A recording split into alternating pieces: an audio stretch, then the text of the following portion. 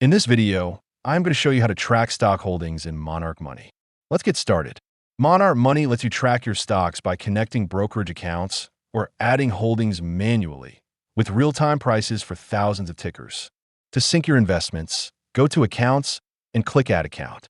Search for your brokerage, log in securely, and Monarch will automatically import your holdings, including shares, values, and performance.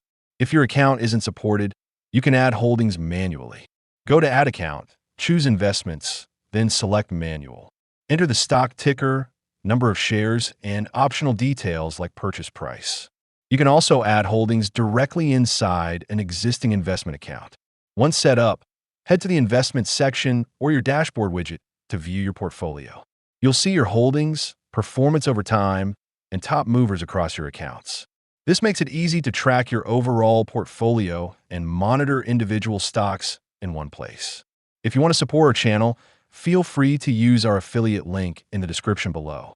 Thanks for watching, and I will see you in my next video.